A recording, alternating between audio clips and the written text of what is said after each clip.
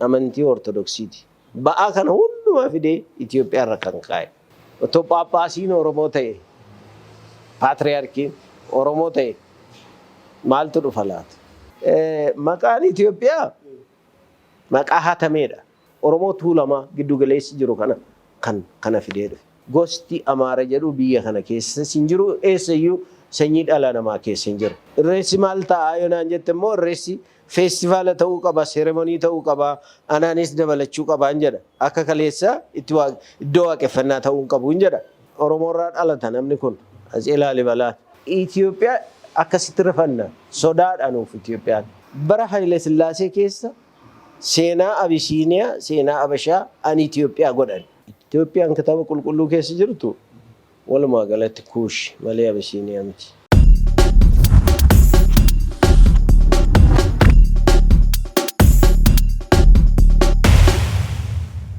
Mee seenaan Itoophiyaa kun eessaa eegale? Itoophiyaa shigam. Maqaan Itoophiyaa maqaa hatameedha. Maqaan kun maqaa hatameedha. Seenaan akka nutti himutti bara 1920 keessa 26 League of Nations irratti Haile Sillaaseen fa'aa maqaan kun Abisiiniyaa irraa gara kanaatti haa jijjiiramu jedhanii yeroo falman warri biyyooti Afrikaa gara biroon dhimma kanarratti maqaan kun isiniif qofa miti, maqaan Itoophiyaa kan hunda keenyaati jedhanii falmaa turan. Umarratti murtoodhaan Itoophiyaadhaaf kenname malee maqaan kun hatamee dhufe jechuudha. Maqaan kun kan Afrikaati. Maqaan kun yeroo duubatti deebinee ilaallu the burned face jedhanii warri Greek warra wanni isaanii bifi isaanii gurraacha jedhanii literature isaanii keessatti kan addeessanidha. Dr. Gammachuun Faammoo maal jedhu kitaaba isaanii tokko keessatti 2019 Dr. Annisaa Kasam wajjin kan kaasan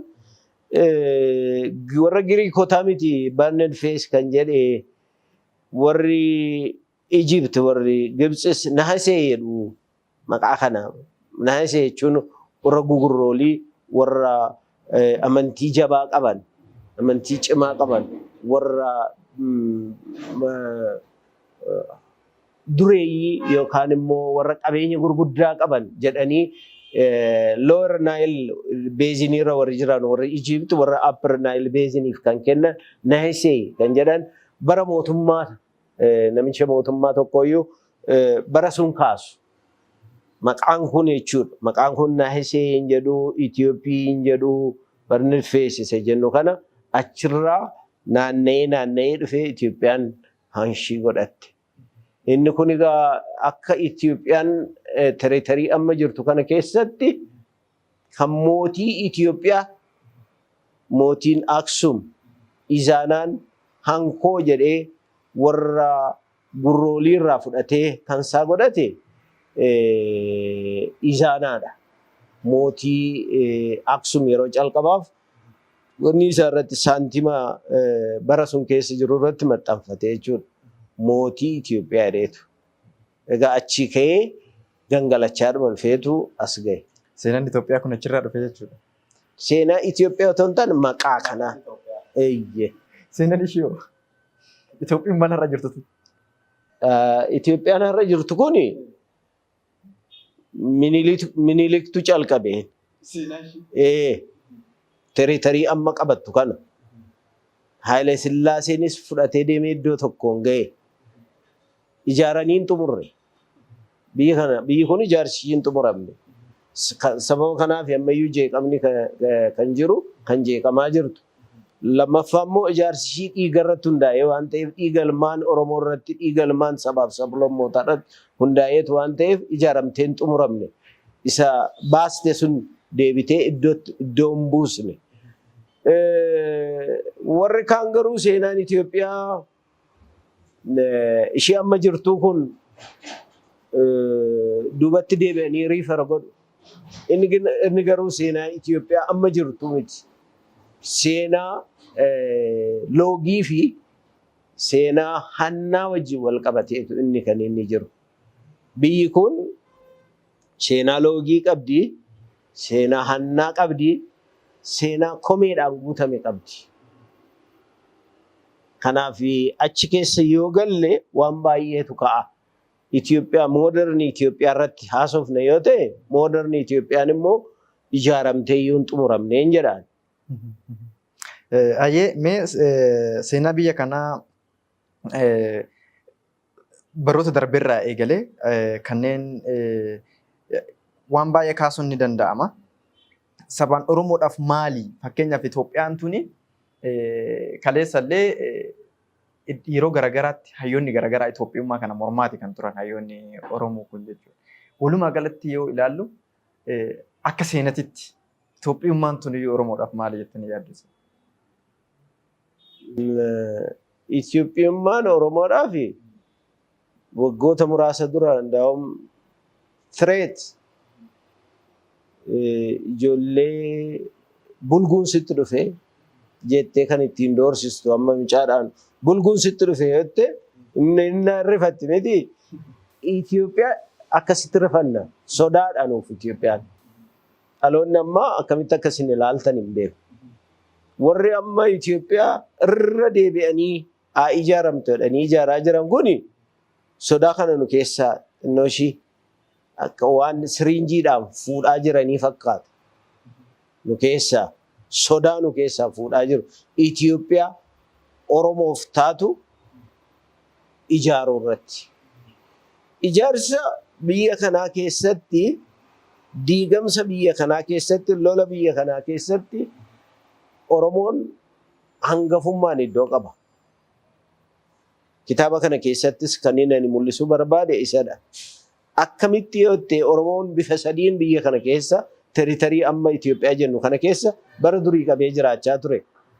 Inni tokko the homeland Oromoo kan jedhamu Oromoo abbaa qe'ee gadaa confederation of danda'ee kan bulaa ture.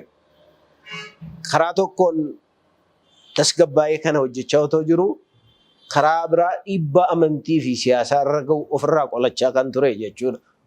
Otoo ofitti hin buusiin jalmaa siqaa. Oromoo inni tokko sedentary Oromoo kan jedhamudha. Oromoo fayyagaleessa jechuudha. Gamanas hin jiru jireenyuma isaa jiraachaa ture.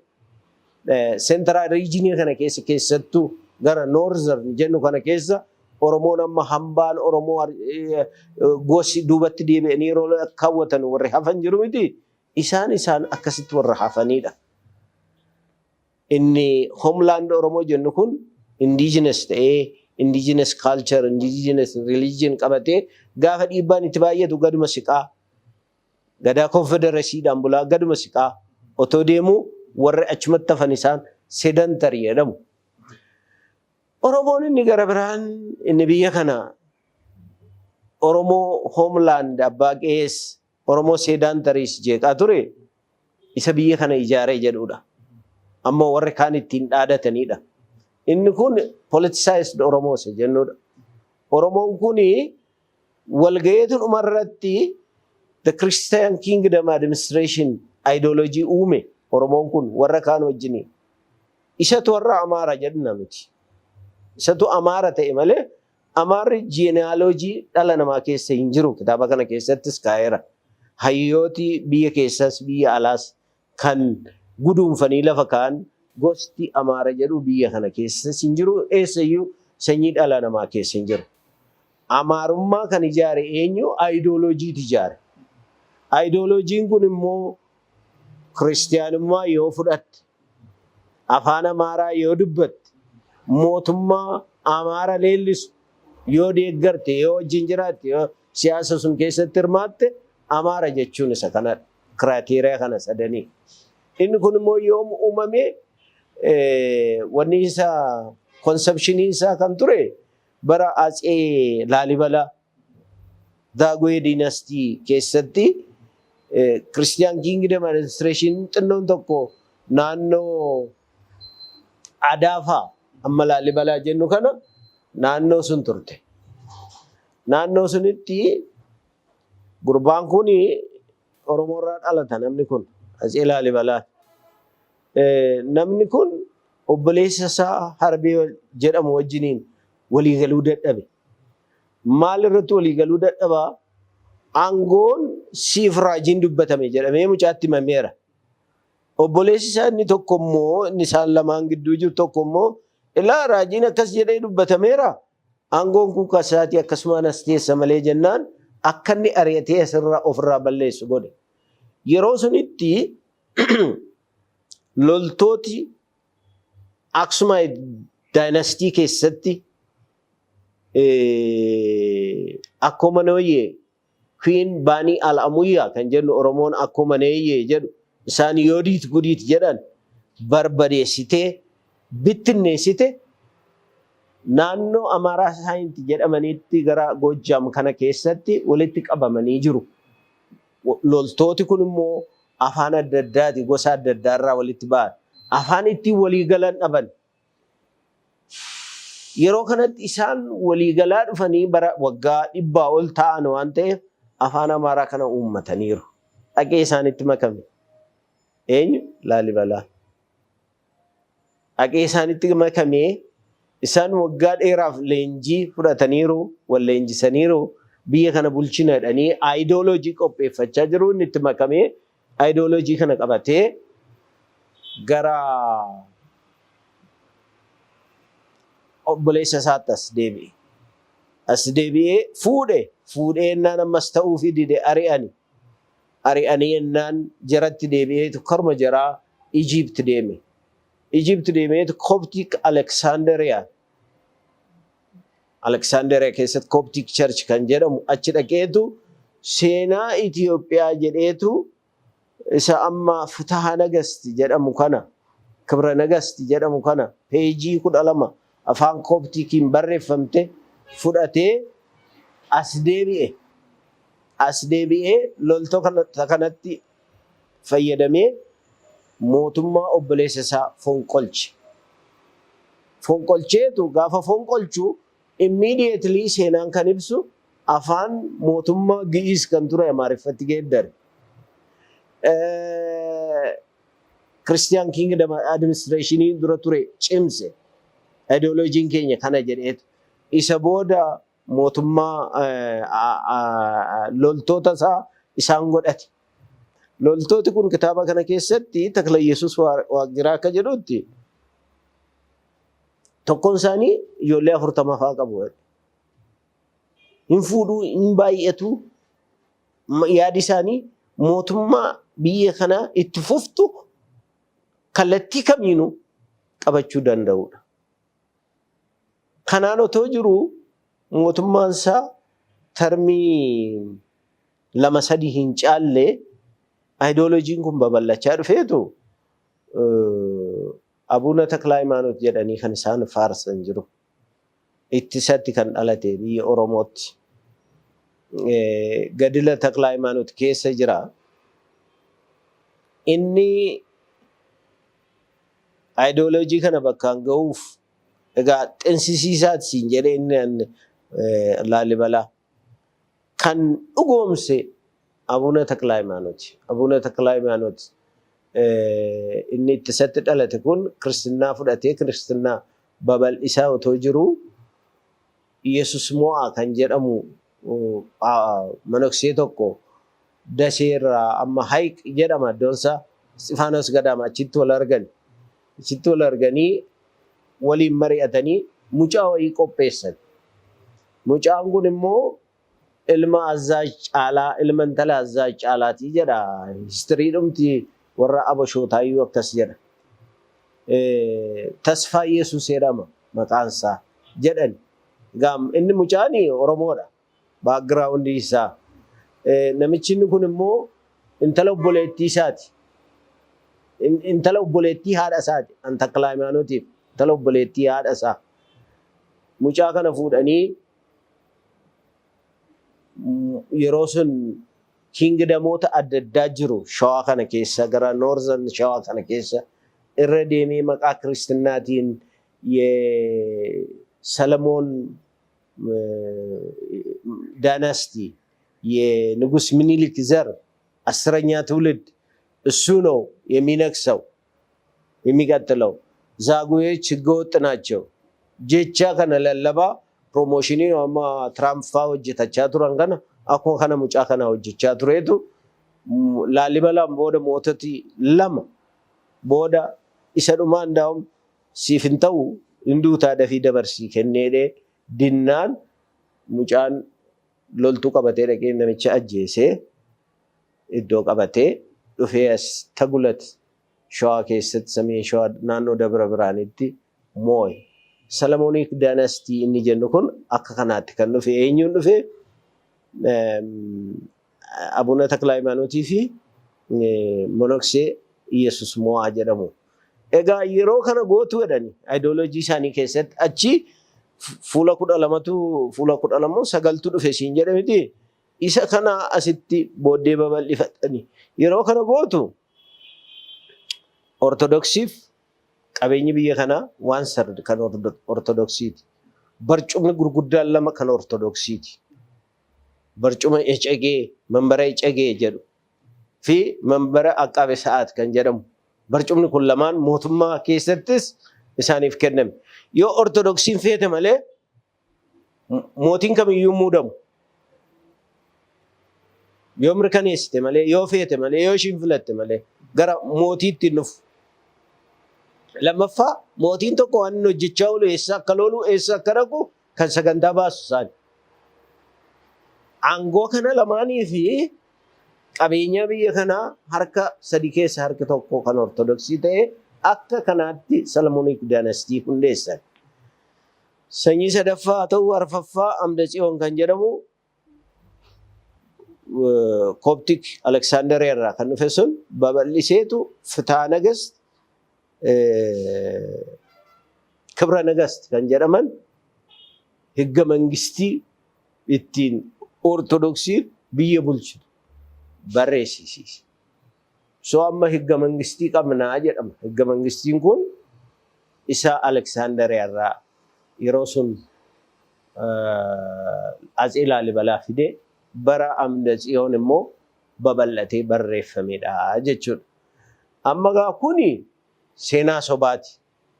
Maaliif Gibxi kana keessatti hirmaachuu barbaadde jedhamee yoo gaafatamee fi deebiinsa riisarchiinis kan mul'isu Harbeen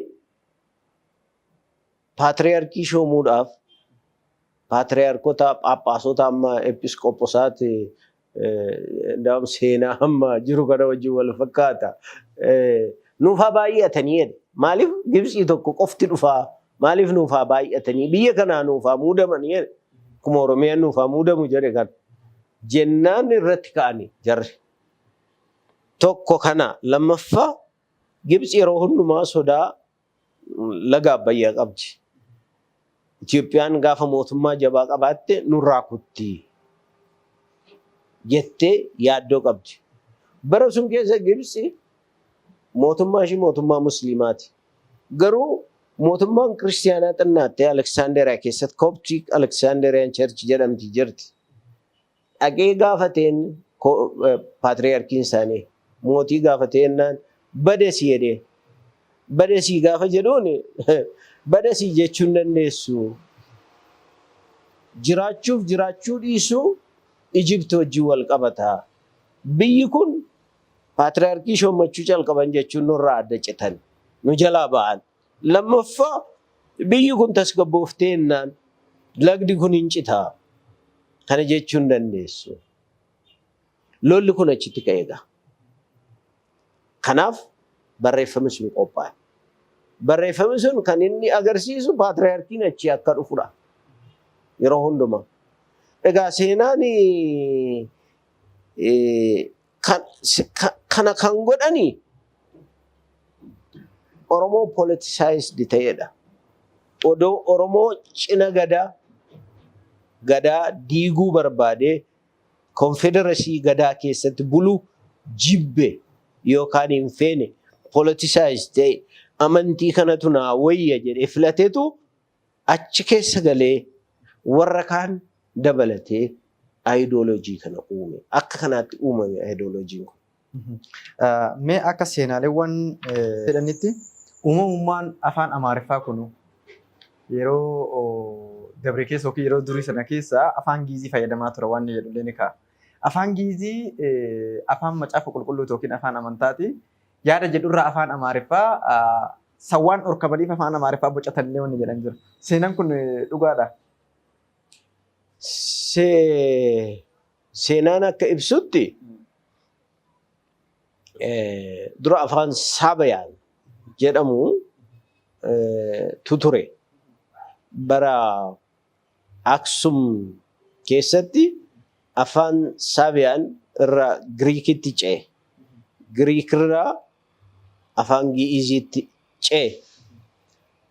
Giriik irraa egaa Gi'izii gaafa Aksum diigamtu akkuma nuyi afaan kanatti hin fayyadamne. Ishiin Oromoo keessaa baate waan ta'eef afaan kanatti hin fayyadamne. Afaan Oromootti fayyadamti. Barreeffamooti yeroo sun turan an Oromoo maal turani we don't know. History find out godha kana. Researchiitu wanni jedha. Akkuma nuyi by the way gaafa 40 bitte irraa gashitee bitte biyya kana sirriitti eessa yoo dhaqxe biyya Oromoo keessas biyya Sidaamaa keessas yoo deemte Sumaalee keessas yoo deemte maqaa adda addaan jirti malee akkuma nuyi eessa manni ishee jedhamu kunnoo gama keessa siin jedhu namni sitti agarsiisu hin jiru. Ishee jechuudha akkuma nuyi jechuudha. Bitteetti biyya kana teeritarii adda addaa eessa ka'umsi ishee immoo South West of Aksum jedha history kana agarsiisu. Ishii booda the Daagwee dynasty yeroo dhufu waa lamatu jira.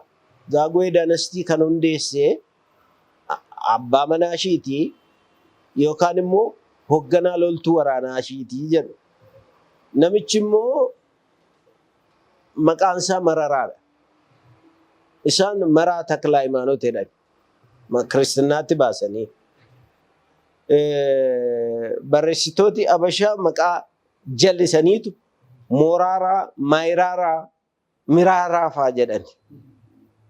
Garuu ragaan jiru Mararaadha maqaan isaa. Namichi kun Oromoo ta'aa jedhamee yaadama jechuudha. Kiristaanaa garuu fudhateera. Kiristaanaa gaafa fudhattu kiristaanaan gaa Aksum irraa introduced ta'e biyya kanarraa waan ta'eef Aksum immoo Gi'iziitti fayyadamaa ture waan ta'eef Gi'iz afaan mootummaa ta'ee hojjechaa ture. Gi'iz afaan mootummaa akka hin taane kan geeddare Laalibalaadha. Kun duratti sitti metti Atsee Laalibalaadha. Inni immoo kan inni kana godheefi loltooti achi turan sun afaan Gi'iz kanas kan beekan muraasa warri kaan immoo afaan biraa beeku akkuma siin jedhe akkuma nuyi naannoo sun turteetti barbadeessiteetti kaan qabdee fiddeetti jirri kun kufaatii ishii booda walitti sassaabamanii holqa tokkotti galanii daggala tokkotti galanii waliin jiraachaa turan. Afaan kana hundeessan. Afaan kana kan isaan hundeessaniif waan ittiin walii galan waan dhabaniif. Afaan kun bu'uurri isaa Giizii ta'uu danda'a we don't know. Maaliif iddoo naannoo sunitti Giiz dominantii qaba waan ta'eef. Hundumtuu immoo Giiz sun hin beeku. Kanaaf afaan kun Giiz wajjin wal fakkaataa wal fakkaachuu danda'a. Maaliif afaanuma mootummaa Giiz ture irraa fudhatee ofii isaatii itti darbe. Baay'ee afaan kun hin guddanne. Afaan kun baay'een isaa kan isaa miti afaan kana keessa kan jiran terminoloojiitti baay'een. Hin guddanne lammaffaa ergisaan dhufee warra kaan irraa fudhatee dhufee afaan Giiz achi keessa jechooti Giiz jiru jechi Oromoo baay'een isaa achi keessa jiru. Jechooti Arabaa achi keessa jiru. Jechooti Hibruu achi keessa jiru. Maqaa kana afaan kana keessa. Afaan kun baay'een isaa kan isaa miti akka afaan Ingiliz jechuudha. Afaan Ingiliz baay'een isaa kan isaa miti. akka kana afaan kun hin guddanne guddatee immoo sadarkaa riisarchiidhaaf ta'urra illee hin geenye afaan kun. Isarra waggaa muraasa keessatti afaan barnootaa ta'ee kan dhufe afaan Oromoo baay'ee advaans ta'ee darbeera. Egaa kanaaf afaan amantiiti jennee dubbachuudhaaf mootummaan harka isaanii jira. Afaan amantii godhatanii rooti akkamittiin kana miti jechuu dandeenya. Hayyee mee seenaa biyya kanaa keessatti maqaa biyya kana keessa Itoophiyaa jennu tana maqaa ishiiti moo seenaa ishiiti dursa? Naan galle. Maaliif naan galle siin jedhee gaaffii ulfaataa na gaafatte. Eenyu akka deebisu kanan beeku. Tarii Dooktar Gammachuutti kennina ta'a malee. Akkasii kaasee yeroo baay'ee seenaaleewwan tokko tokko keessatti keessattuu seenaan jarri barreessan akkuma isin beektan dhibbeentaa hedduu kan daandirraa maqee fi kan dhugaarraa fagaatedha. Seenaa akkasiin irraa dhagaa guddanneettis hayyoota si fakkaatan irraa akka dhagaa guddanneettis seenaan gaafa barraa'u itti isin dabalamu irraa isin irra tuyedha. Akkasimi akka isaan itti kaasan waan wal dhaawayii waan ta'eef tokko seenaa biraa barreessaa tokko seenaa biraa barreessa. Keessattuu barruuleewwan jaraa keessatti jechuudha. Propookaandaa kana hojjechuu danda'an. Kanaafan isiniif kaase seenaa biyya kanaa keessatti maqaa ishiitti dursa moo seenaa ishiitti dursa waan jirudha. Amma kan inni find out gochaa jiru barreeffamooti biyya kanaa kan baay'atan dhuma jaarraa 19ffaa calqaba jaarraa 20ffaa keessa baay'ee fabrikeeted ta'anii dhiyoodhuma kana kan hin dubbisaa ture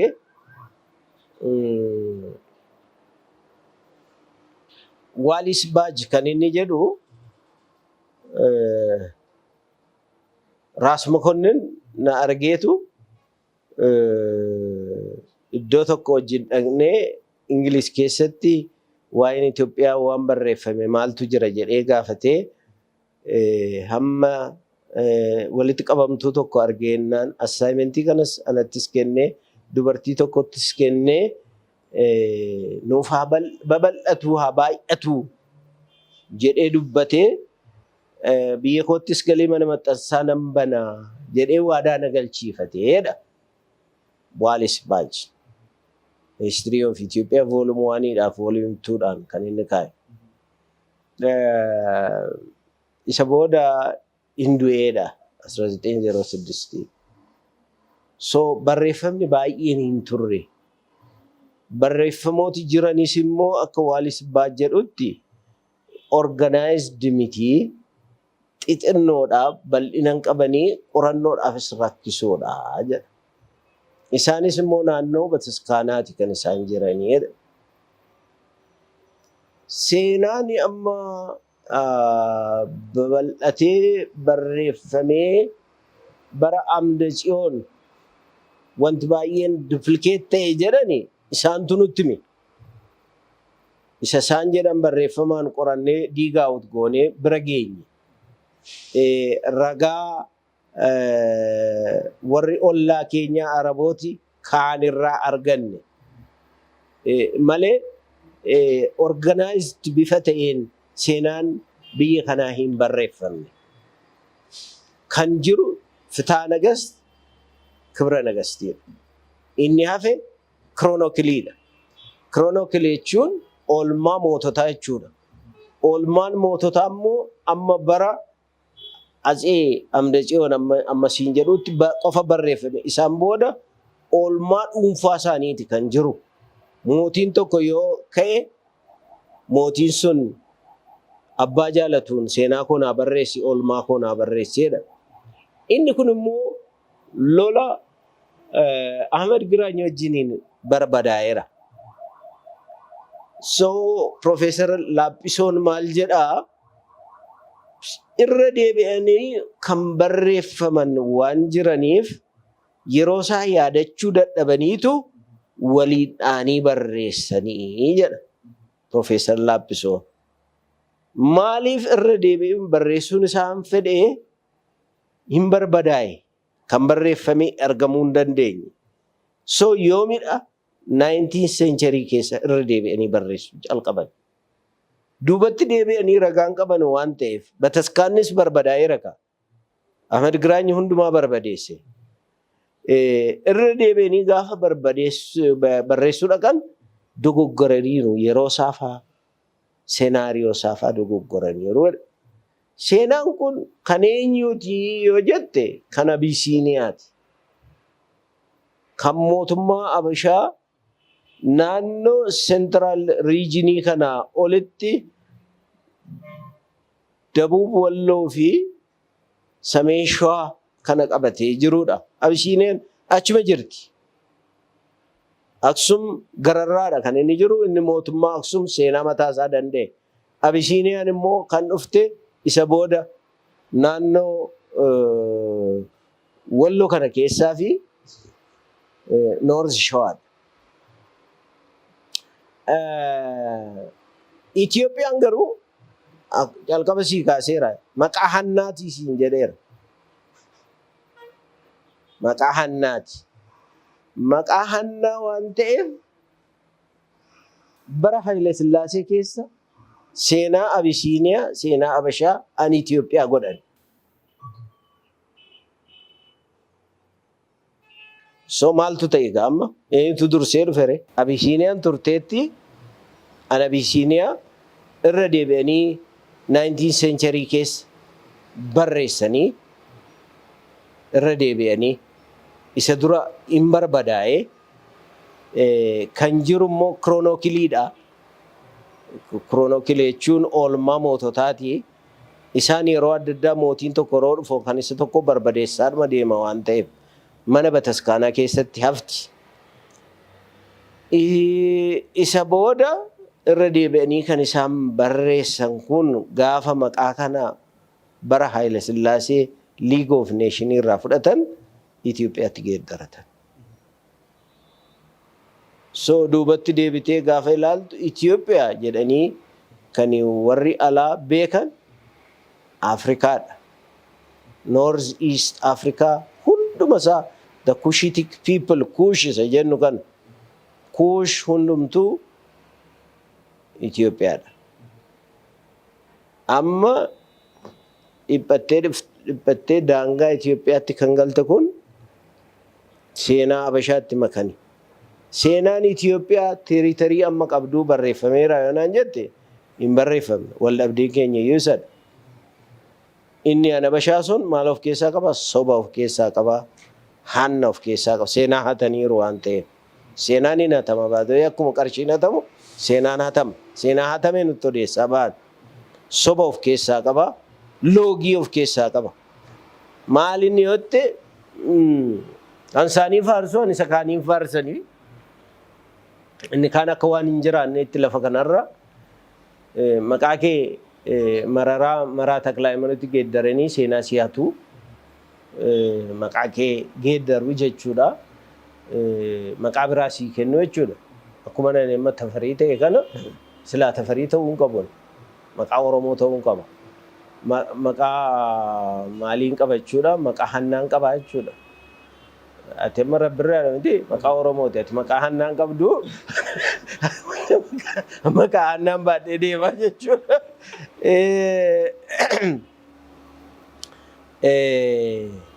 Inni gara biraani nuti immoo warri kibbaa jechuudha. Walumaa galatti isaan noorrirra jiru siin jedhee mitiire achirra turanii. Warri giddu galaa fi gara kibbaa, gara bahaa, gara lixaa jiru kun immoo seenaan Itoophiyaa amma jennu kun amma jirtu kun kan keenya miti. Hunda keenya nammatu soba of keessaa qaba, loogii of keessaa qaba waan ta'eef kunoo Seenaan keenya kana fakkaata qoranneerra itti nu haa makamu jennee falminee qabsoofnee bakka garaa keenyaan geenye. So maal goona jechuudha. Abashaan seenaan watee na teenye. Abashaan seenaan isaa loogiidha na teenye. Yoo barsiisnus yuunivarsiitii keessatti anuma isaanii barsiisna. Suma nutti kennee barsiisna. Karikulamiin isaan biraa dhufaa jechuudha. Akka kanaatti as geenye. Kanaaf seenaan kuni ani Itoophiyaa miti. Silaa Itoophiyaanuu ishii kana miti. Lammaffaa seenaan amma nuti jennu kun ani Itoophiyaa miti. Ana Bashaati. Itoophiyaan ammaa seenaan ishii barreeffamee duguugamee barreeffamee waal ta'een ta'een. Itoophiyaan kitaaba qulqulluu irra jirtuu fi Itoophiyaan amma jirtu kun tokko. Maaf kofaltare? Waa qabdaa jechuudha.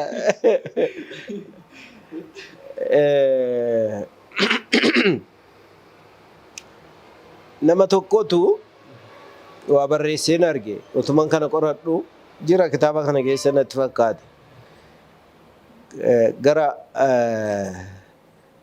Asoosaarraan Kumruuka jedhama daangaa Sudaanirra wangeela lallabuu dhaqee yennaan inni wangeela taa'ee dhaggeeffatu bitaatti galee inni Ingiliffaa waan biraa jedha inni Amaariffaa waan biraa jedha inni afaan Sudaan afaan Sudaaniin jiru immoo waan biraa jedha. Maal inni kuni Itoophiyaan kamii jedhee gaafate. Ani gaafii kana of gaafadhee hin beeku jedhe amma wangeela lallabaa deemetti amma yoonaatti jedhe. Nama baay'ee bitaatti galcha. Gaafa kitaaba qulqulluu maabraariyaa isaas ilaaltu gaafa Ingiliffaa isaa ilaaltu iddoo tokko tokkotti Itoophiyaan jedhu kun Kuush bakka bu'a. Itoophiyaan kitaaba qulqulluu keessa jirtu walumaa galatti Kuush malee Abisiiniyaa miti. Kana jaluma mureessitti hima. Itoophiyaan kitaaba qulqulluu keessa jirtu Kuush. Warri Itoophiyaa ammaa keessa jiran Kuush miti yotte isaanuma. Qoom biraa eessayyuu hin dhufne soba inni biyya Arabaatii dhufne maaliidhaa jedhu kun mootummaan hundeessine isaan. Koolugaltoota ta'aniitu nutti makamanii jenereeshinii tokkoffaa irratti jenereeshinii lammaffaa irratti aangoo mootummaatti dhufuu danda'u ta'a malee akkuma dhufaniin aangoo fidanii kan dhufeen jiru.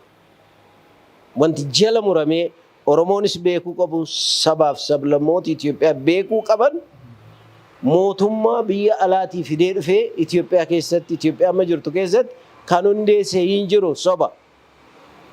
Namoonni dhuunfaan yookaan gareen jenereeshinii tokkoffaa lammaffaa afaan baranii aadaa baranii wal fuudhanii walirraa godhatanii mootummaatti makamuu danda'u.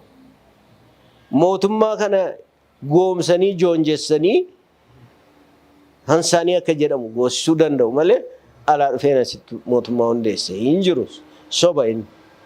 So Kuush yookaan Itoophiyaan kitaaba qulqulluu keessa jiru warra kana sin hammata, Sudaaniin sin hammata, Eertiraa sin hammata, Somaaliyaa sin hammata, Sudaan lamaanuu jechuudha, Keeniyaa sin hammata. All the burned faces Itoophiyaa warra jedhaman kana hunduma the Kushite generation kan jedhan hunduma isaanii hammata. Kanaaf abdiin achitti galame hundumti isaayyuu abdii warra kaaniiti kan Itoophiyaa ishii kanaa qofa miti. Kan warri kaan nutti afarsuu kanaa miti jechuudha. Seenaa Itoophiyaatiin wal qabatee Itoophiyaan kan durii keessayyuu hanga bara 1974tti yookaan amma kufaatii bulchiinsa abbaa lafaa turetti akkamiin mana amantiitti bahu yookiin seenaa hawaasaa akkamitti ta'uu danda'e mana amantaa keessaa beekumti. Seenaan Itoophiyaa seenaa hawaasaa hin taane seenaa moototaa malee. Baatawee? Jarata akkas jedhaafan sin gaafa. Jarata akkas jedhaafan sin gaafa. Hin taane. Seenaanii dinagdeen seenaa qaba dinagdeedhaaf hin barreeffamne. hawaasummaaf hin barreeffamne. Amantiif hin barreeffamne. Amantii anuma ortodoksii ta'a malee as gadi dhufee kan pirootestaantiin ta'u kan waaqeffataa hin taane seenaan. Seenaa hawaasummaa hin taane siin jechuu yeroo barbaade seenaan damee adda addaa qaba. Waan damee adda addaatiin barreeffama. Fakkeenyaaf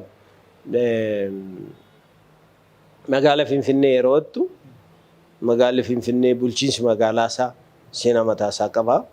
Oolmaan adde Adaanach seenaa mataa isaa qaba. Oolmaa adde Adaanach qofa miti Finfinneen kan qabdu jechuudha. Kutaan bulchiinsaa hundumtuu seenaa qabu.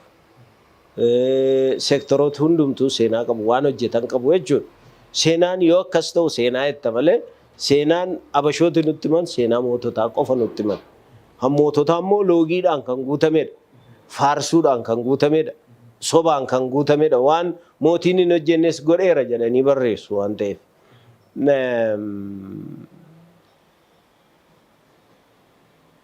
Kana kan fide bataskaana ortodoksiiti. Amantii ortodoksiiti. Ba'aa kana hundumaa fide Itoophiyaa irra kan kaa'e.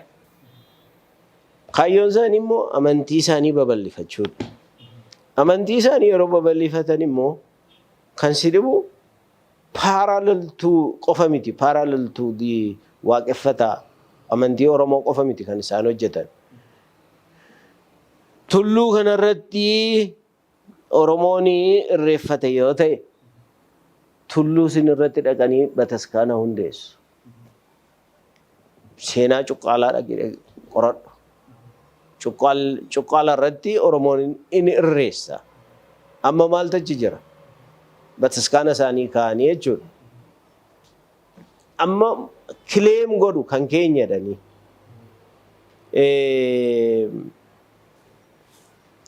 Birbirsa Maaramii. Bataskaana Goorgisii Birbirsa Maaramii jedhama.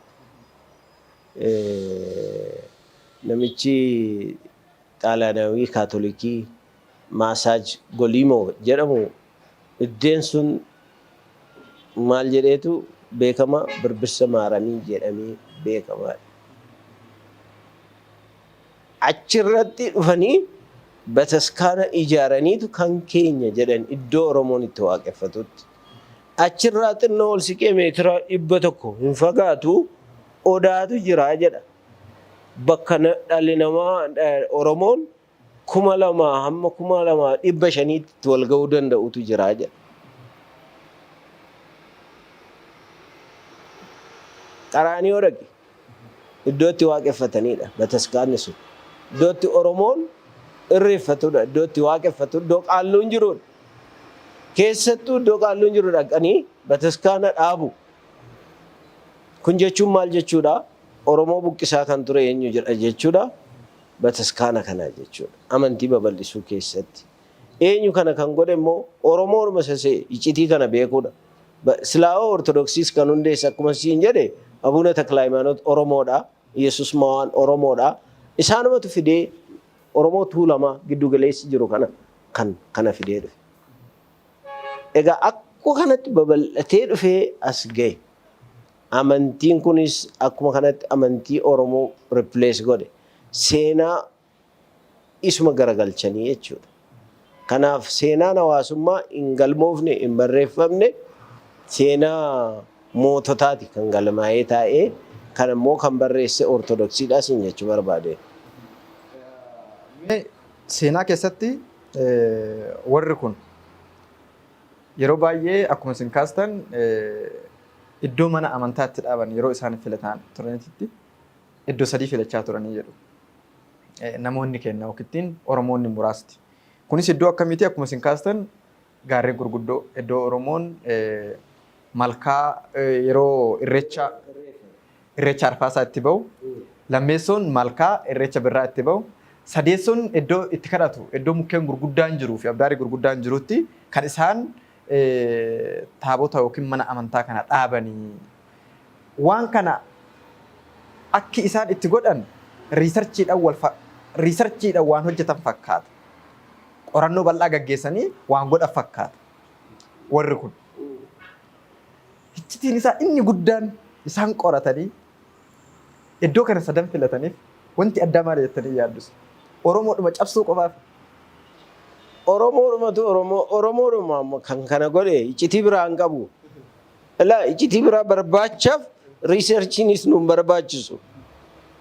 Oromoodhuma nu keessa jirutu politisaayisd Oromoo isa ta'etu amantii kana gaggeessa waan ta'eef afaan kana filate waan ta'eef ismatu seenaa keenya beekaa, iddoo keenya beekaa, iddoo sun dhaqeetu isa kana replace godha.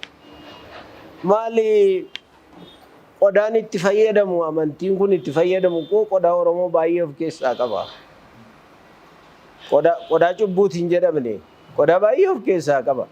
Anuma Oromoo fudhate jechuudha kan inni itti fayyadamu. Kanaaf fakkeenyaaf gabaabaan sitti bara dibbee kan Oromooti qabaroon. Wanti peculiar ta'ee sitti mu beekuu qabdu Oromoonis beekuu qabu ijoollummaa kootti hin beekan. Kabaroo irratti moofaan xaxamu tokko jira miti buburreen tokko kalariin sun kan Oromooti ijoollummaa kootti hin beekan. Eessattan argee deebi'ee waggaa 2 dura dhimma bararaa fi gara Bishooftuu deemeen tulluu bororaa gaafa naqu tulluu bororaa irratti beeyatanan moofaa sun hin arge carqii sun hin arge achitti. Maalinni kun yennaan kun koo odaadhaa naan jedhan umurii waggaa 600 olii qaba naan jedhan tulluu sun irra jira. Maaltu as jira jennaan asirratti irreeffannaa naan jedhan. Moofaan kun kan eenyuti jennaan kan keenya kan Oromootii naan jedhan. Moofaan sunii fi eenyu dhaqee ilaaluu danda'a ammayyuu jira. Moofaan sunii fi moofaan kabaroo Ortodoksii irra jiru tokkodha. Anuma Oromoo garagalchanii achumatti gaggalchanii itti fayyadamu. Dibbeen kan Oromootii siin jechuu barbaade. Kanaaf anuma Oromoo fudhatanii fakkeenya tokkoon sii fudhadheen. Warri kaan immoo warri hayyooti biraa sitti himuu danda'u. Kanaaf qorannoo sun barbaachisu sababa sun barbaachisu numa Oromootu Oromooma keessaa isa beetu achi dhaqee kana iddootti Oromoon irreeffatu irreessa malkaa beeka waan ta'eef bahara ximqat jedhee dhaqee achitti ximqata achitti baasa. Bataskaan isaanii immoo tulluu Oromoon irratti dhaqee irreeffatu irratti bataskaanni ta'a. Bataskaan isaanii achitti ta'a. Dirreeni odaan jiru yeroo baay'ee iddootti uummanni bal'aan taa'u waan ta'eef fuuldurri isaa badhaasaadha. Lafa gugsii Oromoo. Lafa gugsii Oromoo farda gugsii Oromoo jiru. Lafa sun dhaqu lafa sun filatu achitti dhaqanii dhaabu. Kanadha iccitiinsaa jaruma keenyatu kana godheera. Mee akkuma jarri iddooleewwan kana filatanii iddoo amantaa godhatan otoo barkaleessaa san irreechuma fakkeenya isin haa fudhu. Irreechi kan keenyaa jedhanii fudhatanii Oromoon har'a irreechi keenya jedhee falmatanii yaaddu. Kaleessa akkuma iddooleewwan kana fudhatan seenaa keessattis tolchanii akka isaaniif ta'utti fireem godhanii barreeffatan irreessi keenya akkuma in ta'u ka anu tole si hin jedhu ka ani bakka kaleessaan jiru seenaan sittuma malee amantiin jijjiirameera. Amantii Oromoon kaleessa hordofaa jiru hordofaan jiru ani. Kanaaf iddoo irreessaa dhaqeen irreeffadhu. Irreessi maal ta'a yoo naan jette immoo irreessi feestivaala ta'uu qaba, seeremonii ta'uu qaba, anaanis dabalachuu qabaan jedha. Akka kaleessa iddoo waaqeffannaa ta'uu hin qabu hin jedha. Iddoo waaqeffannaa qofa ta'uu hin qabudha. Iddoo waaqeffannaa ta'uu otoo hin taane iddoo waaqeffannaa qofa ta'uu hin qabudha. Anaanis na hammachuu qaba. Malee amma jijjiirameera hundumtu. Gaaffii kana maaliif ani isin gaafadhe Oromoon iddoo adda addaatti wanti nuti argaa jirru amantiin ka'umsi amantii Ortodoksii Oromoo irraa akka ta'ee fi Oromoo irraa akka wixinaa kan isin kaastan. Har'a amantii Ortodoksii bara siyaasaa amma fooyya'allee dhufee jira. Qofa fooyyee argatee jira jechuudha. Ortodoksii jechuun Amaara akka ta'eetitti kan yaadu Oromoon muraasti. Hunda jechuudha. Akkasitti yaadan. Otoo silaa kaleessa akkuma amantiin kun amantii keenya jedhanii waan kaleessa isaan fudhatanii seenaa ofii itti barreeffatanii akka isaan ta'utti tolfatanii fi Oromoo waan san jibbe warra san waan jibbu seenaa dabaa waan ta'eef waliin jibbe. Otoo kaleessa isaan akkas jedhanii fudhatanii har'a wal mormiin hin uumamu. Irreechi akkuma isaan amantii ortodoksii keenya jedhanii dhuunfatan keenya jedhanii osoo dhuunfatanii irreecha fakkeenya isinii fudhe malee wantoonni irreecha wal qabata sirna Oromooti wal qabata waa hedduutu jira. Fakkeenyaaf Oromoo biratti ayyaantu jira, qaallutu jira. Otoo waa san gonfatanii kennaa osoo jedhanii Oromoon inni badhiisaf ture.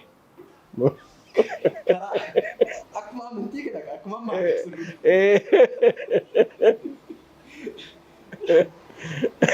wal mormiin hin uumamu jettanii yaaddu otoo irreechi keenya jedhanii yeroo sana.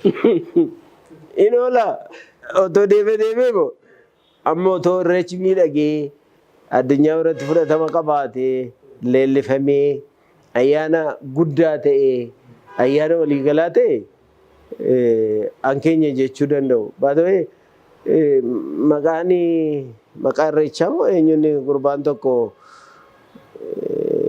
eenyu kan Oromoo miti kan jedhe maqaa irreechaati natti fakkaate. Somebody isaan keessaa ragaa kaase kan isaanii miti አለቃ ክዳነ ወልድ ክፍሌ መዝገበ ቃላት ውስጥ አለ የኛ ነው እሬቹ ማለት ተፈካት ፍራቹን ሳኒ ነው ሉን ኦሮሞን ሞዲ ሴምበው የመዲሳ ኦሮሞን ገራሚ ደማል ኦሮሞን ከኑ ዳፈረከታ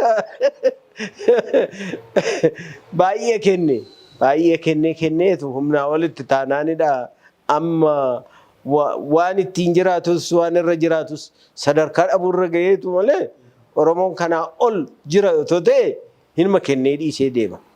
Hinuma godaana dhiiseetuma godaana Oromoon. Kun immoo maalirraa yoo jette bu'uura amantii Oromootu akka kanaatti Oromoo qaaccesse. Ilmi safuu abbaa keessatti guddate safuudhuma eegee dhala isaatti dabarsa. Oromoon akkasitti dhufaa darbii kan ta'e. Oromoon politicized ta'e Oromoo addaggee ta'edha. Oromoo safuu cabsedha. Oromoo cina gadaa fiduudha. Gadaa kabajuurra dhiiseetu waan biraatti ce'ee jechuudha. Engadda waa taa'ee yaadaan ture. Yeroo muummichi ministeeraa warra Ortodoksii kana haasofsiisu waa dubbate. Inni kaleessa kana booda hin jiru inni darbeera jedhe bariitu isaa ta'u hin beeku Haayile Mikaa'el intervii godhani maal eessa jira sinoodosiin Oromiyaa jedhanii gaafatan waa'ee sinoodosichaa hin dhaabinaa itti fufaa jedhe muummichi ministeeraa miti innaani amma deemee ortodoksiin otoo Oromoo ta'e maaltu dhufa laata? Gaaffii natti uumame otoo Phaaphaasiin Oromoo ta'e paatriyaarkiin Oromoo ta'e maaltu dhufa laata? Otoo bulchiinsi bataskaana kanaa baay'eensaa harka Oromootti gale Oromoon aantummaa kaleessa qabu afaan isaatiif aadaa isaatiif qabu iddootti deeffatamoo idduma duraa sunitti deebi'ee immoo ayidooloojii biraa achuma keessatti uume ittiin Oromoodhaaf kan ittiin Oromoo ittiin falmu Oromoo ittiin lolu tokko uummata laata kan jedhu gaaffii natti uume abjuudha kun. Lukka abjuudha. Otoo paatriyaarkiin Oromoo ta'e bulchiinsi bataskaana kanaa harka Oromootti galee maaltu ta'a laata? Gaaffiidha. Jiraafis gaaffiin kaasaa jira. Quuqama afaanii qabuu fi quuqama aadaa isaa qabu suniif dhaqee harka Oromootti galchee dogmaas qanoonaa bataskaana kanaas geeddaree akka Oromoof ta'utti qopheessa moo waan biraa achi keessatti kaasee ittiin Oromoo attaak godha Oromoon iddoo qabatu kun jedhee yaaddoo keessan jira. Gaaffii natti ta'a. Ayyee bardeen gaddaa keessa yookiin yeroowwan darban keessatti qorattoonni seenaa biyya kana yeroo hedduu ijji isaanii gara kaabaa kana kan ilaalu. Maaliif yeroo baay'ee ijji isaanii gara kaabaa maaf ilaalu? Nama tokkotu piroofeesaraadha. Kitaabni isaanii calqabaa jara leellisa maxxanfaniif. Kitaabni isaa lammaffaa sadaffaan cimaa siirees ta'aa dhufe. Maaliif jijjiirtee jedhanii gaafatanii jennaani ati gowwaadhaa jedhe iddoo argachuufan kana godhe jedhe isaan biratti fudhatama argachuuf beekamuudhaafin kitaaba koo isaan leellisee isa calqabaa barreesse. Gaafan iddoo argadhu iddoottan deebi'ee jedhe. Waa lamaaf deema Oromoon. Tokko iddoo argachuuf dhaqa. Lammaffaa immoo of ganee dhaqa. Inni iddoo argachuu dhaqu sun hin deebi'a. Anoon beeku ammayyuu sii kaaseera waama ortodoksii sii kaaseera. Hin deebi'a. Warra kaabaatti inni dhaqee riiqatee maal jedhee isaa ta'ee itti galee iddoo argachuudhaaf dhaqee iddoo argannaan hin deebi'a. I don't know. Hin beeku. Baay'een isaanii hin deebine liqinfamanii hafan. Inni tokko immoo of ganee dhaqee waan ta'eef silumaafuu isarraa homaa expect hin gootu. Kanaaf Oromoon maaliif dhaqaa jette waan lamaaf dhaqa. Of ganee dhaqa iddoo argachuu dhaqa.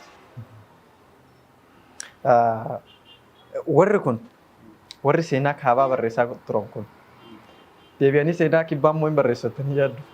Seenaan kibbaa immoo yoom barraa? Isintu barreessa. Dhaloota kanatu barreessa. Malee nurraa badaa expect hin godhina. Karaa isinitti agarsiisuu dandeenya ta'a. Akka obbo Taabor fa'aa karaa isinitti agarsiisuu dandeenya ta'a.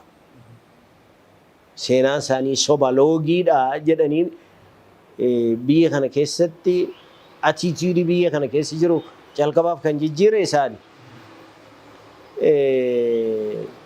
Akka kanaa karaa isinitti agarsiisna. Ankoos barreeffami koo fuutsteeppiidhuma isaaniiti kan hordofe. Yoon gara fuulduraatti tarii haaraa lafaa kaasee barreessa ta'e hin beeku. Waaqayyo umurii naa kennee, Waaqayyo beekumsa sanaa kennee, obsa sanaa kennee. Garuu dhaloonni kun barreessuu qabaan jedha malee jara sun irraa hin eegu. Isinis hin eegina. Isaan durumaa of gananii dhaqanii iddoo barbaacha dhaqanii gaafa as deebi'an iddoon kennituufi ishee waadaa galtuufi. Isaan iddoodhuma barbaadu waan ta'eef gaafa as deebi'an asitti iddoo kennituufi yoo ta'e hin barreessu yoo ta'e maal fidanii dhufu achittoo ogummaan hin jiru sobaa fi hanna malee hin jiru maal fidanii as nutti deebi'u. Amma namni tokko Ameerikaa dhaqa diyaaspooraa ta'eetu miti achi gaafa dhaqu maal fidee dhufa? Beekumsa fidee dhufa yookaan qarshii fidee dhufa. Miti jarri maal fidanii dhufu? Maaltu jararraa baratama? Jararraa akka wanti baratamu hin jiru hannaa fi soba kan keessaamanii fudhachuu malee. Sii walitti naquu walitti diruu malee maalirraa argita? Kanaaf egaa isa isintu beeka. Dhaloota kana beeka. Waa'ee kushii wal qabatee qaroomni kushiitii durii akkamitti laafatee yookiin akkamitti kufe?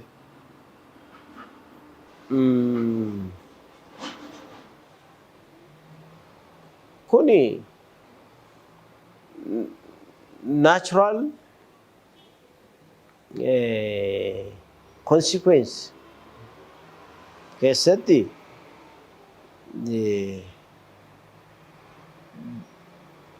amma sirna gadaa keessatti ijoolleen bara abbaa gadooma isaanii dura dhalatan ilmaan haraamuu jedhu. Abbaan gadoomni 40 jalqabeetu miti.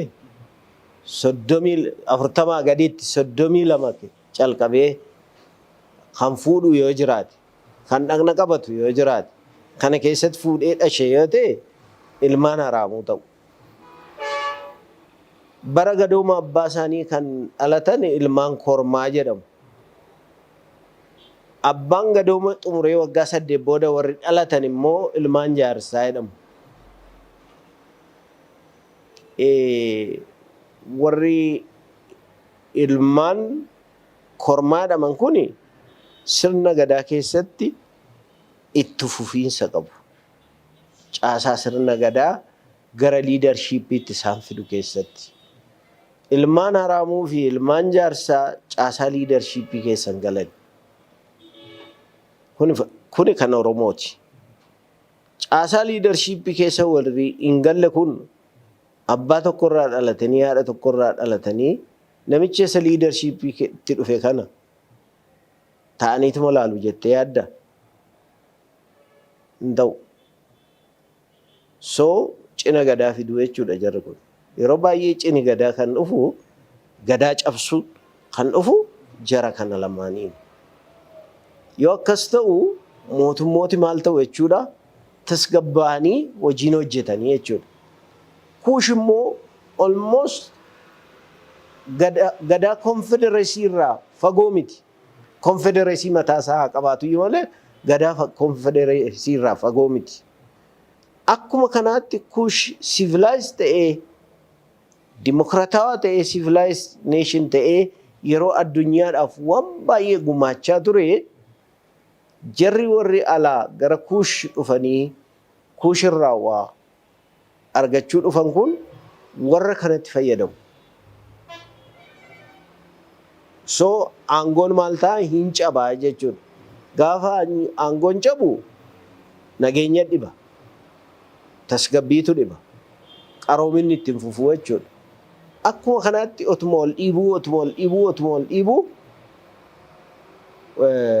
civilizationiin qaroominni kuush cabe.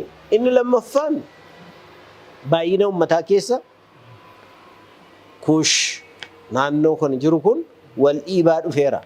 Baay'ina uummataa keessa yeroo wal dhiibaa dhufu qaroomina itti fufsiisuurra darbee walitti deebi'anii wal loluutu fide. So maal ta'e jechuudha? Qaroomina warri kaan fudhatanii irraa deemanii kuush maalitti hafe jechuudha? Isuma qabutti hafe jechuudha. Akka kanaan qaroominni harka kuush irraa ba'e. Kun immoo si'a baay'ee interchangeably Upper Nile Basin fi Lower Nile Basin irra warri jiran wal bulchaa turan. Maal jechuudha? Gibxi qaroomina kuush sassaabdee fudhatteetti. Anshi maintain godhattee. Amma archaeological findings Gibxi keessatti kan yeroo baay'ee argame jedhamu malee kan warra kuush warra biraa keessatti badaa hin leellifamu. Sababiin isaa Gibxi daftee warra qaroomina kuush kana fudhatee dafee qaroomee kuushiin durse kana qaroominaaf nutu karaadha jedhe kanaaf sammii tokko goote of kennite waan ta'eef westernization western civilization of kennite waan ta'eef isaanitti hirkattee qaroominni as ture kun akka inni qoratamu karaa cufaa turte. Almost ammayyuu karaa cufaa jirti. Arkeoloojiidhaan wanti baay'een investigate akka hin taane gochaa jirti. Egaa inni kun dhiibbaa guddaa fideera. The true history why the civilization of the Kushites had declined investigated in time. Kuni literature irra isa jiru assumption isa jirudha kan isitti maa jiru. Isa literature irra jiru. Otoo excavate ta'ee otoo soofumara olki soofumara amma excavate ta'ee achitti arkeoloojiidhaan wanti baay'een hojjetame waan baay'eetu ba'a. Kan akka goone immoo dhiibbaa gurguddaa jira. Kana siin jechuu barbaade. Mee Egaa dhaloonni har'aa kun waa barreessuudha barbaada. Akkuma keessan kana dhaalmaa ogbarruuti itti fufsiisa dhaloonni boruus jechuudha. Dhaloonni boruu kun seenaa hawaasaa barreessuu keessattuu akka seenaaleewwan adda addaa yookiin seenaa ragaa qabatamaan jedhutti mootonni kaleessaa oolmaan guyyaa isaanii gaafa barraa'u riyaaliitii yookiin oolmaa isaanii isa sirrii osoo hin taane akka mootichi sun barbaadutti barraa'aa jedha sirrate. Seenaaleewwan mootota darban keessatti jechuudha. Warri oolmaa mootii sana barreessan akka inni fireem ta'utti galgala oolmaan gaafa dubbifamu kan inni hin barbaanne keessaa haa ba'uu jedha. Kan ofii barbaadu immoo akka itti dabalamu waan jedhu illee ni jira jedhan seenaa keessatti. Kanaan wal qabatee seenaa hawaasaa barreessuuf galmeen guyyuu gootota Itoophiyaa kaleessaa akka ragaatti itti fayyadamuuf ragaa gahaadha jennee yaaduu dandeenya yookiin fudhachuu dandeenya boru. Dhaloonni immoo akkamitti wabeeffata boru waan kana.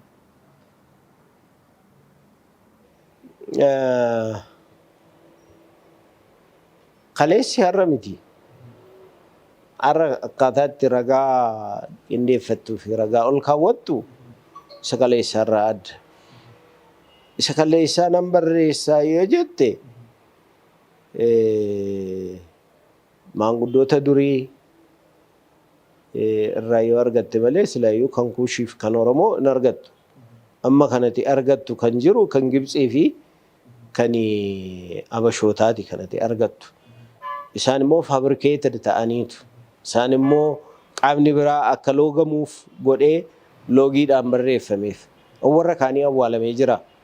Ani lafa kana jala jiraan jedha. Seenaa warra kaanii. Ekskaaveet ta'uu qabaan jedha. Dhaloonni nama seenaa barreessuu barbaade yoo ta'e liitiracharoota amma jiran kana gaggaragalchuu qofa miti. Ekskaaveeshiniin adda addaa gaggeeffamuu akka qabu irratti hojjechuu qaba. Seenaan Oromoo siidaa as xiyya jiru. Xiyya beektaa? Siidaan sun otoo gaggaragalee koo waan baay'eetu ka'a. Awaash Malkaa Qunxurree otoo dhaqee waan baay'ee ekskaaveet ta'ee ba'uu danda'a. Hundeeffama naannoo Awaash. Mormor dhaqee Abbayya dhaqee dildira yeroo sun hojjetame bara durii keessa hojjetame ekskaaveet godhee eenyu akka hojjete ashaaraa bira ga'uu danda'a. Inni amma gara biraa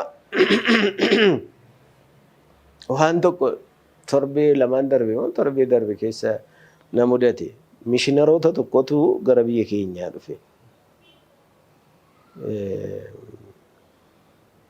Mishiinaroota sun keessaa ijoolleen Jarmanitti dhalatanii guddatantu keessa jiru. Ijoolleen kun tokko Teediroos Ambassee Hordofaa Raggaasaa jedhama. Inni tokko immoo haadhaan ani Oromoodha. Inni amma abbaadhaan Oromoodha. Abbaan isaa koloneeliidha. Koloneela Ambasseedha. Bara dargii keessa. Inni sun immoo haadhaan ani Oromoodha. Haati koo gara Tullu Boollootii naan jedhu. Amaarifuu malee sirriitti hin danda'ani. Teenyee waliin haasofnu. Haasofnu jiinii keenya ilaalchisnee hin qoratama amma yeroo ammaa. Rabbirraan dhuguma Oromoodha Oromoo miti qomoo eenyutu dhiiga isaa keessa jira kan jedhu persentiidhaan sii ka'a amma. Genetic meekaappiin kee check ta'ee jechuudha. Gartokkee koo keessaa Naayijeeriyaan keessa jira 4% jedhe. Ammas persentii ammanaa jedhe. Jedheetu naa kaase. Addunyaa sadarkaa kanarra geesseetti. Biyya kana keessa jiraachaa kan turan eenyu akka ta'an genetic meekaappii isaaniitiin bira ga'amuu danda'ama. Teknooloojiin amma kana fideera. Lammaffaa ekskaaveet kuma calqaba siin jedhe ekskaaveet godhee seenaa isaa durii qoratee bira ga'uu qaba. Ragaan nuti barreessinee dhiyeessineef quubsaa miti. Quubsaa miti. furam fidu yeroodhaaf malee. So teknooloojiin jiraa fi teknooloojii irra darbee immoo isa durii baruudhaaf yoo ta'e excavate akka ta'u kanarratti xiyyeeffachuu qabaa jedheen amanaa. Mee maquma isaatirraa yoo kaane jechummaan Itoophiyaa jedhu yookiin seenaan Itoophiyaa kun eessaa eegale kan jedhu irraa yoo kaane gaarii natti fakkaata. Kitaaba kanaaf mata duree yeroon moggaasu namni wayii natti qoose Itoophiyaan abbaan qabdu jedhe Itoophiyaa maannaati gaafa hin jedhu. Itoophiyaan abbaan qabdu naan jedhe. Hayyuudha nama siyaasaati. Dr. Gammachuun immoo Itoophiyaa የማናት jechuu keerra Itoophiyaa maannaat otoo jetteetta ta'ee naan jedhani. Itoophiyaa maannaat otoo naan jettee kaatee naan jedhani. An garuu sababan qaba. Sababi koosii biyya kana keessatti dhalannee hamma guddanneetti waa'een Itoophiyummaa kun qaama biraatiin nurratti fe'amuu barbaada. Maal inni sababi isaanii kan isaan nurratti fe'uu barbaadan, nurratti lood gochuu barbaadan. Nuti immoo Itoophiyummaa kanarraa maaliif baqanna? Isa jedhutu keessa koo bulaa ture. Durii qabee.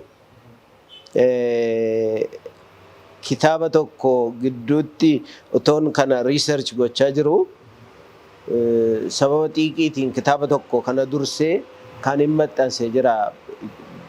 Bararaa Maggeenyaa Waannaa Poolitikaa kan jedhu malee kitaabni kun dursa ba'aa ture. Kitaaba kanarratti Itoophiyaa የማናት yeroon jedhu Itoophiyaan qaama sadi keessatti akkas harkifamaa jirti jedheen amanee tanan bu'uura yaada kanaatiin kanneen kitaaba kana organize godhe. Inni tokko Itoophiyaan nyaafaxxarnaat warri jedhan booda kana ka'an jecha kanatti fayyadame malee warrumti Itoophiyaan irratti fe'aa turan durii qabanii turaniiru waan ta'eef seenaa Itoophiyaa keessatti yeroo mana barumsaatti barannu Itoophiyummaan irratti fe'aa turan. Inni na keessa buleera booda gaafan kitaaba kana umarratti gara qaaccessuutti dhufu yaadoti tokko tokko siyaasa Itoophiyaa irratti darbatamaa turanii Itoophiyaan nyaafaxxarnaat warri jedhan ka'an.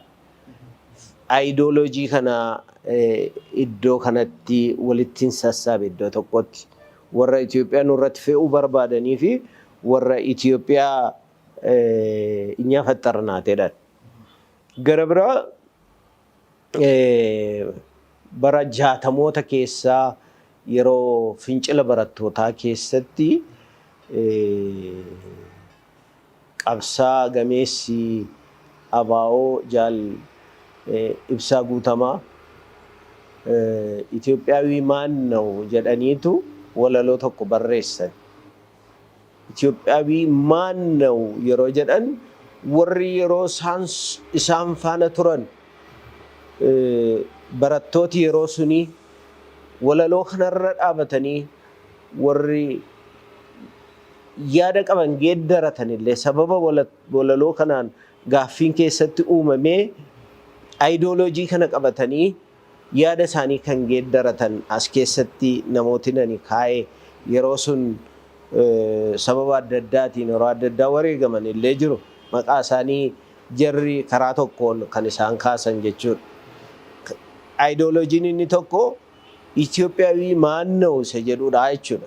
Tokko Itoophiyaan nyaafaxxarnaat, inni tokko immoo Itoophiyaawii maan ነው isa jedhu. Inni sadaffaan Itoophiyaa ትቀጥላለች kan jedhan jiru. Itoophiyaa አትፈርስም kan jedhan jiru. warri Itoophiyaa ትቀጥላለች Itoophiyaa አትፈርስም jedhan kuni warra Itoophiyaa fattarnaat jedhan kana wajjiniinis hin deeman. Itoophiyaawii maannoo jedhanii warra Itoophiyaawummaa shakkan kana wajjiniinis hin deeman. Garuu Itoophiyaan haa jiraattu, Itoophiyaan haa itti fuftu. Jara kana sadan irratti ideoloojii kana sadan irratti kitaabni kun kan inni bu'uureffate jechuudha. Egaa isa kana wajjin wal qabatee maal gara lamaaniinuu akka jiru kaasuun hin danda'amu.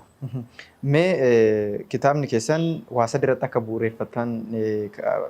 bu'uureffate kan isin kaastanii warri waan sadan kana keessatti of laalan yookiin waan sadan kana jedha warruma tokkuma warra garee adda addaatti ture jirtu. Jara kana sadan kan fide kan uume gara addabaabayiitti kan isaan baase ideoloojii. Anamni jara kana sadan ideoloojiidhaan inni addaan baase. Inni Itoophiyaa fattarnaat jedhu ideoloojii mataasaa qabateetu biyyi kun afaan maalii afaan hojii maal akka ta'uuf malu structurein siyaasaa mootummaa maal akka fakkaatu political administration isaa maal akka fakkaatu qabu alaabaa qabu amantii isaan filatan illee qabu. Warri isaan kunis alaabaan Itoophiyaa gara fuulduraatti maal ta'uu qabdi warri jedhan qabu.